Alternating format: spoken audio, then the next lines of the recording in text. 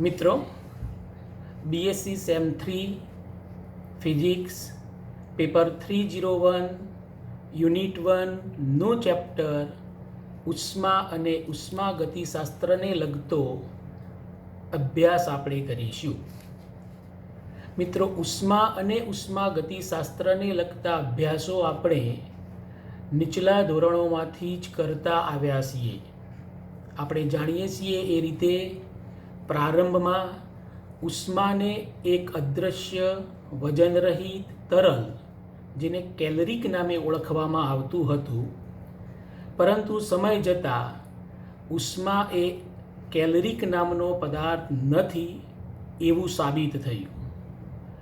રૂમફર્ડ નામના વૈજ્ઞાનિકે ઘણા બધા પ્રયોગો કર્યા બાદ એવું સાબિત કર્યું કે ઉષ્મા એ પણ અન્ય ઉર્જાઓની જેમ ઉર્જાનો જ એક પ્રકાર છે. એટલું જ નહીં, ઉષ્મા ઉર્જાને પણ અન્ય ઉર્જાઓની જેમ બીજી ઉર્જાઓમાં રૂપાંતરિત કરી શકાય છે, જેનો ઉલ્લેખ આપણે થર્મોડાયનેમિક્સના પ્રથમ નિયમમાં કરી ચૂક્યા છીએ. વધારામાં આપણે થર્મોડાયનેમિક્સના શૂન્યક્રમ કે જે તાપમાન સાથે સંકળાયેલા નિયમ છે, તેમજ થર્મોડાયનેમિક્સના બીજા નિયમનો પણ અભ્યાસ કરી ચૂક્યા છીએ. ની સાથે સાથે આપણે કેટલીક ભૌતિક રાશિઓ જેવી કે તાપમાન, આંતરિક ઉર્જા, દબાણ, કદ વગેરેનો પણ અભ્યાસ અત્યાર સુધીમાં કરી ચૂક્યા છીએ. મિત્રો, ઉષ્માગતિશાસ્ત્ર એ ઉષ્મા ઉર્જા અને યાંત્રિક ઉર્જાના પરસ્પર રૂપાંતરણોને રજૂ કરતી ભૌતિક વિજ્ઞાનની એક શાખા છે. મિત્રો, આપણે જાણીએ છીએ એ રીતે માનવજાત હંમેશા ઉર્જાનો ઉપયોગ કરવા માટે તત્પર રહી છે. હંમેશ માટે આપણે ઉર્જાના ભૂખ્યા રહ્યા છીએ. કુદરતે આપણને ઉષ્મા ઉર્જા સ્વરૂપે અખૂટ ઉર્જાનો ભંડાર આપેલો છે. આ અખૂટ ઉષ્મા ઉર્જાના ભંડારને આપણે કેવી રીતે યાંત્રિક ઉર્જામાં રૂપાંતરિત કરી માનવજાત માટે ઉપયોગમાં લઈ શકીએ તે માટેના અભ્યાસો ઉષ્માગતિશાસ્ત્રમાં કરીશું. આ અભ્યાસો સરળતાથી વધુ સચોટ રીતે કરી શકાય તે માટે આપણે કેટલીક બીજી ભૌતિક રાશિઓ જેવી કે એન્થાલ્પી, હેલ્મહોલ્ટ્ઝ વિધેય, ગિબ્સ વિધેય, એન્ટ્રોપી જેવી ભૌતિક રાશિઓનો આ પ્રકરણમાં અભ્યાસ કરીશું. આ બધી રાશિઓની મદદથી આપણે શુદ્ધ પદાર્થના ગુણધર્મો સમજી શકીશું. વધારામાં આ પ્રકરણમાં આપણે મેક્સવેલના સમીકરણો, ઉર્જા સમીકરણો, પદાર્થની પ્રસારતા, દાબનીયતા વગેરેનો અભ્યાસ દબાણ અને તાપમાનના સંદર્ભમાં કરીશું. પ્રકરણના છેલ્લે શુદ્ધ પદાર્થ એક સ્વરૂપમાંથી બીજા સ્વરૂપમાં રૂપાંતરણ પામે ત્યારે તેની વર્તણૂક, હવાનું પ્રવાહીકરણ અને આર્થિક રીતે પરવડે તેવી વાયુની પ્રવાહીકરણ કરવાની પદ્ધતિ, જેને આપણે જૂલ કેલ્વિન અસર વડે ઓળખીએ છીએ, તેનો અભ્યાસ કરીશું. તારી બાજુ તો ચલો મિત્રો, આપણે પ્રારંભમાં એન્થાલ્પી વિધેય અને તેના જુદા જુદા ગુણધર્મોનો અભ્યાસ કરીએ. મિત્રો, એન્થાલ્પી વિધેયને નીચેના સમીકરણ વડે વ્યાખ્યાયિત કરવામાં આવે છે. એન્થાલ્પી H બરાબર U plus P into V. અહીં U એ તંત્રની આંતરિક ઉર્જા, P એ તંત્રનું દબાણ અને V એ કદ છે. જો તંત્ર સૂક્ષ્મ ફેરફારો અનુભવતું હોય તો તેને રજૂ કરવા, તેની દરેક સ્થિતિને રજૂ કરવા સમીકરણ 1નું વિકલન કરવું પડે. તેનું વિકલન કરતો આપણે dH બરાબર du plus pdv plus vdp મળે. મિત્રો, થર્મોડાયનેમિક્સના પ્રથમ નિયમ અનુસાર dq is equal two du plus dw is equal two du plus p into dv. આ કિંમત આપણે આ સમીકરણમાં મૂકીશું તો ડીયુ પ્લસ પી ડીવીની જગ્યાએ ડીક્યુ બનશે. એટલે કે આપણને મળતું સમીકરણ ડીએચ બરાબર ડીક્યુ પ્લસ વી ડીપી બને. મિત્રો, એન્થાલ્પીનો તાપમાન સાથે થતો ફેરફાર મેળવવા માટે સમીકરણ 2ને આપણે તાપમાનવાળા પદ વડે ભાગીશું.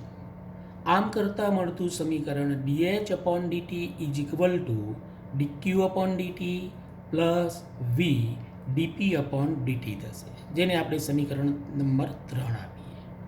ચલો, આ 3 સમીકરણનો ઉપયોગ કરી આપણે એન્થાલ્પી વિધેયના જુદા જુદા ગુણધર્મોની ચર્ચા કરીએ. પ્રથમ આપણે સમદાબી પ્રક્રિયા માટે એન્થાલ્પી વિધેયના ફેરફારો કેવા હોય તે નોંધીશું. એ માટે પ્રથમ સમદાબ પ્રક્રિયા એટલે એવી પ્રક્રિયા કે જે પ્રક્રિયા દરમિયાન વાયુનું અથવા તો તંત્રનું દબાણ અચળ રહેતું હોય.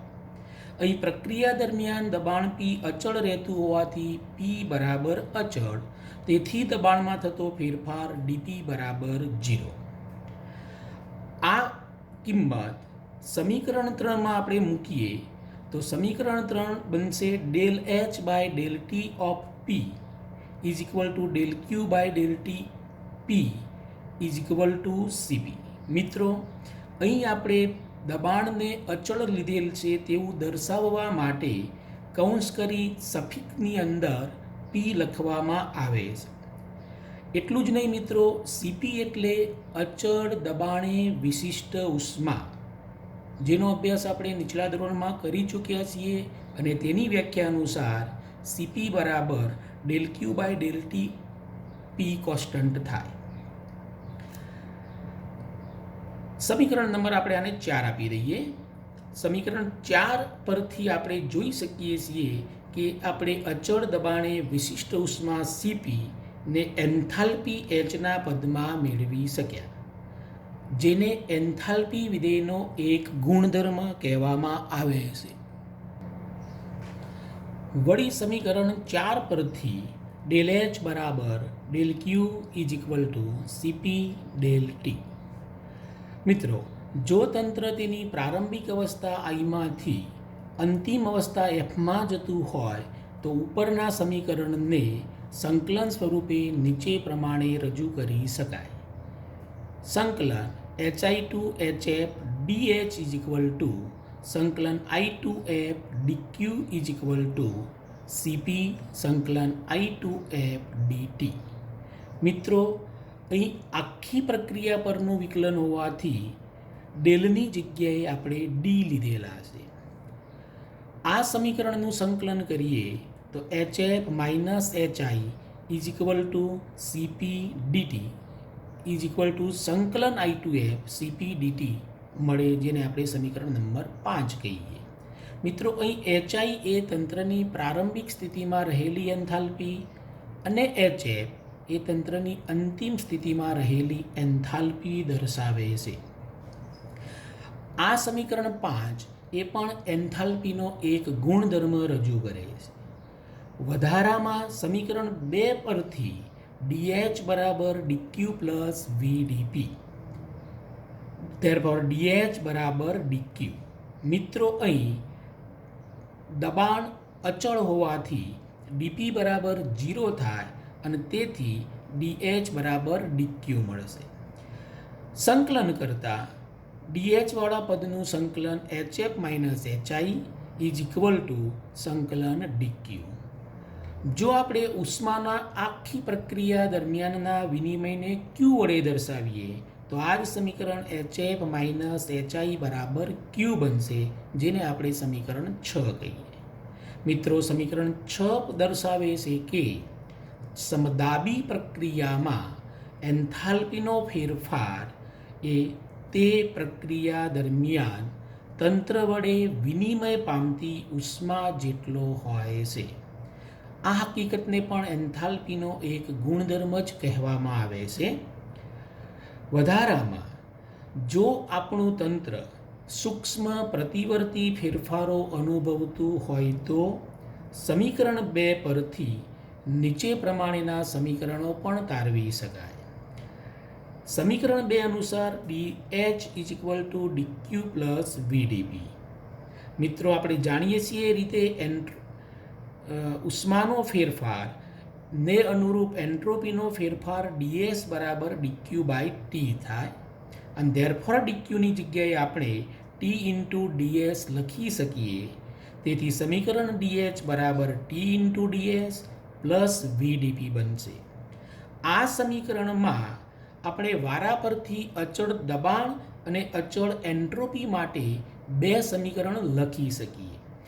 જો દબાણ અચળ હશે તો dp 0 થશે અને તેથી મળતા સમીકરણમાં dh બરાબર tds પરથી del h by del s is equal to t અચળ દબાણ p માટે. એ જ રીતે જો એન્ટ્રોપી અચળ હશે તો ds બરાબર 0 થાય. જો આ જ પદ 0 થશે તો dh બરાબર vdp પરથી del h by del p is equal to v અચળ એન્ટ્રોપી માટે. મિત્રો આ સમીકરણમાં s અને p બંને ચલ હાજર છે, જ્યારે અહીંયા જે તે એક જ ચલ હાજર હોવાના કારણે પૂર્ણ વિકલનની જગ્યાએ અહીં અંશતઃ વિકલન લેવામાં આવેલ છે. આમ એન્થાલ્પી વિધેય વડે આપણે ચોક્કસ પરિસ્થિતિઓમાં તાપમાન અને કદ વ્યાખ્યાયિત કરી શકીએ. ઉપરાંત મિત્રો સમીકરણ 7 પરથી કહી શકાય કે એન્થાલ્પીને એન્ટ્રોપી S અને દબાણ Pના વિધેય દ્વારા આલેખથી પણ દર્શાવી શકાય. ત્રિપરિમાણમાં આ ગ્રાફ પૃષ્ઠ પરના કોઈ બિંદુ પર બે સમતલ કોણોના ઢાળ દ્વારા T અને V મેળવી શકાય. આ હકીકતને પણ એન્થાલ્પીનો એક ગુણધર્મ જ કહી શકાય. મિત્રો આ ગુણધર્મો આપણે જે ભણ્યા તે સમદાબી પ્રક્રિયાને અનુરૂપ હતા. તેનો એક બીજો વધારાનો ગુણધર્મ આપણે સમોષ્મી પ્રક્રિયાને અનુરૂપ પણ મેળવી શકીએ. મિત્રો સમોષ્મી પ્રક્રિયા એટલે એવી પ્રક્રિયા કે જે પ્રક્રિયા દરમિયાન તંત્ર અને પરિસર વચ્ચે ઉષ્માનો વિનિમય ન થતો હોય, એટલે કે તંત્ર અને પરિસર એકબીજાને ઉષ્માની આપ લે ન કરતા હોવા જોઈએ. તેથી તંત્રની કુલ ઉષ્મા અચળ રહેશે અને તેથી તંત્ર સાથે સંકળાયેલ ઉષ્માનો ફેરફાર 0 થશે. આ હકીકત આપણે સમીકરણ 2માં મૂકીએ તો સમીકરણ 2 અનુસાર dH બરાબર dq પ્લસ vdp ની અંદર dq બરાબર 0 મૂકતા dH બરાબર vdp. સમગ્ર પ્રક્રિયા માટે સંકલન લેતો સંકલન hi થી hf dh is equal to સંકલન I to f vdp. Therefore hf minus hi is equal to સંકલન I to f vdp. સમીકરણ 8 કહીશું. આ સમીકરણ પરથી કહી શકાય કે સમોષ્મી ફેરફાર દરમિયાન એન્થાલ્પીમાં થતો ફેરફાર એ P વિરુદ્ધ V આલેખ વડે V અક્ષ સાથે ઘેરાતા ક્ષેત્રફળ જેટલો હોય છે. અહીં નોંધનીય બાબત એ છે કે આ ક્ષેત્રફળથી કાર્ય મળતું નથી. આ હકીકતને પણ એન્થાલ્પીનો એક ગુણધર્મ જ કહેવામાં આવે છે. ચલો તો આ મિત્રો હતા એન્થાલ્પી અને તેના ગુણધર્મો. હવે નવા પ્રશ્નની વાત કરીએ, જેને આપણે અવરુદ્ધ પ્રક્રિયા, જેને આપણે અંગ્રેજીમાં થ્રોટલિંગ પ્રોસેસ વડે ઓળખીએ છીએ, તેનો અભ્યાસ કરીએ. મિત્રો અવરુદ્ધ પ્રક્રિયા એ પણ એન્થાલ્પીનો જ એક અગત્યનો ગુણધર્મ છે, જેની વ્યાખ્યા નીચે પ્રમાણે આપી શકાય. જે પ્રક્રિયામાં એન્થાલ્પી અચળ રહેતી હોય તેવી પ્રક્રિયાને થ્રોટલિંગ પ્રક્રિયા અથવા અવરુદ્ધ પ્રક્રિયા કહે છે. મિત્રો અહીંયા ખાસ વાત એ નોંધો કે આવી પ્રક્રિયાની પ્રારંભિક અને અંતિમ એન્થાલ્પી સમાન હોવી જરૂરી છે. પ્રક્રિયા દરમિયાનની વચગાળાની પરિસ્થિતિઓમાં એન્થાલ્પી અચળ ન હોય તો પણ ચાલે. આ બાબતની ખાસ નોંધ રાખવી. મિત્રો, થ્રોટલિંગ પ્રક્રિયા સમજવા માટે નીચેની એક આકૃતિને ધ્યાનમાં લો. આકૃતિમાં એક ઉષ્માના અવાહક નળાકારને ધ્યાનમાં લો. અહીં આ જે ભાગ દર્શાવ્યો છે તે ઉષ્માનો અવાહક નળાકાર છે.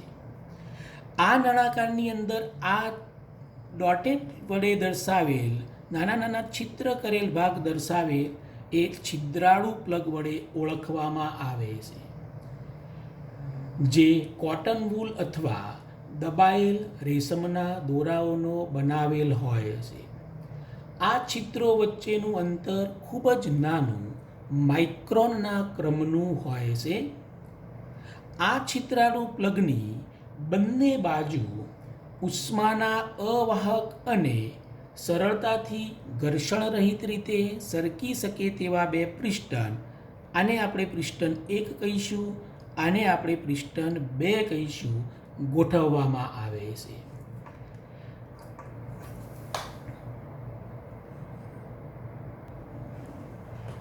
આ આખી રચના ઉષ્મીય રીતે અલગ કરેલી હોય છે.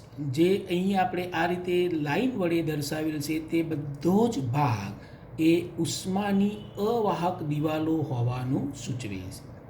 મિત્રો, આ આકૃતિ એ પ્રારંભિક સ્થિતિ, જ્યારે બીજી આકૃતિ એ આપણે અંતિમ સ્થિતિને રજૂ કરવા માટે દર્શાવેલ છે. મિત્રો, આકૃતિ 1માં એટલે કે પ્રારંભિક સ્થિતિમાં ડાબી બાજુ રહેલો પિસ્ટન, જેને આપણે પિસ્ટન 1 કહીશું, એ અને છિદ્રાળુ પ્લગ વચ્ચે વાયુ ભરેલો છે. આ વાયુનું દબાણ PI અને કદ VI લઈ લઈએ.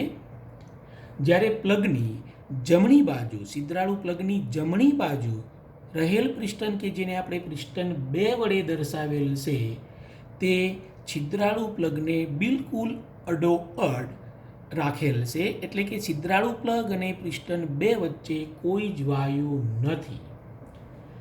ડાબી બાજુના ભાગમાં રહેલો આ વાયુ પ્રારંભમાં સંતુલન અવસ્થામાં હશે.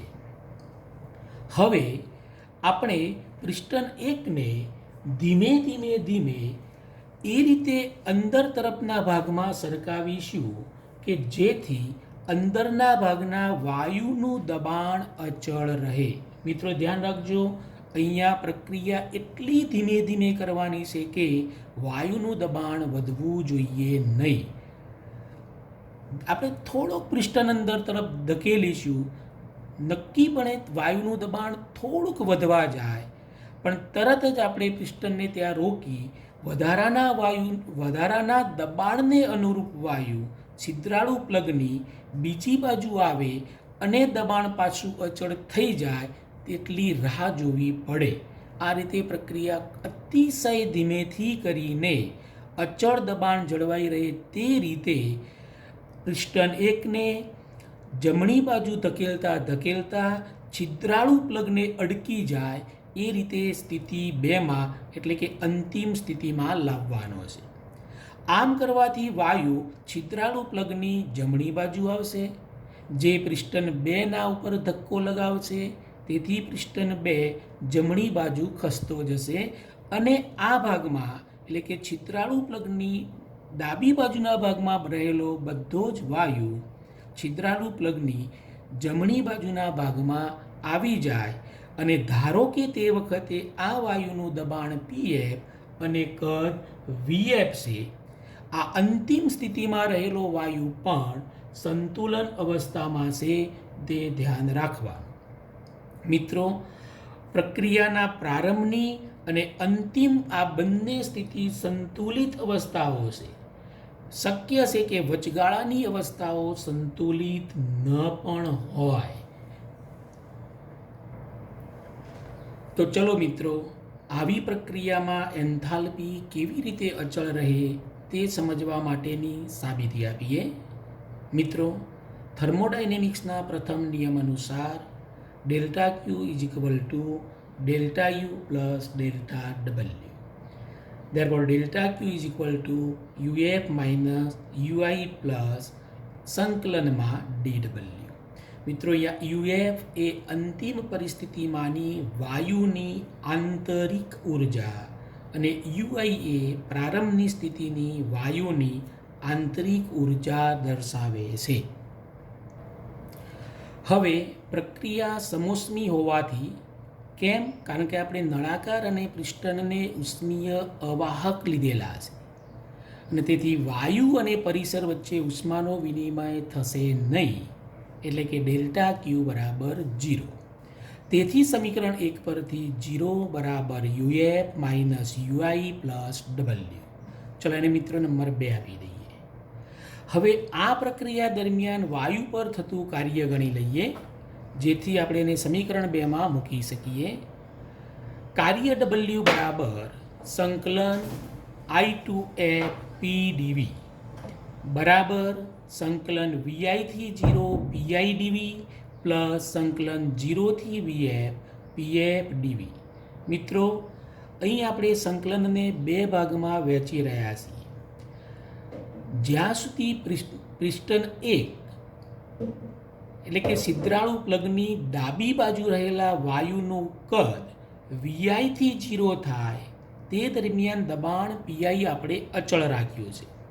એ જ રીતે પિસ્ટન 2 છિદ્રાળુ પ્લગ અને પિસ્ટન 2 વચ્ચે રહેલા વાયુનું કદ 0 થી VF થાય ત્યાં સુધી મળતા વાયુનું દબાણ PF અચળ રાખેલું છે.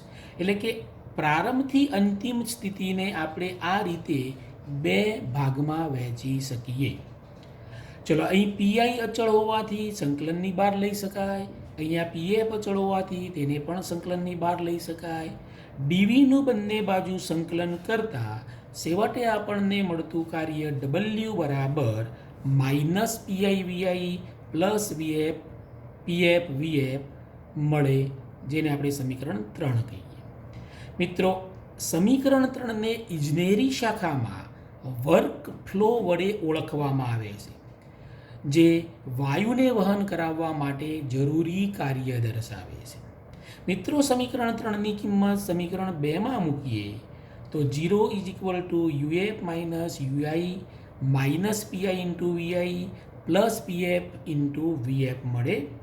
મિત્રો, પ્રારંભની સ્થિતિમાંના પદોને એક બાજુ અને અંતિમ સ્થિતિમાંના પદોને બીજી બાજુ રાખતા UI plus PI/VI is equal to UF plus PF/VF મળે.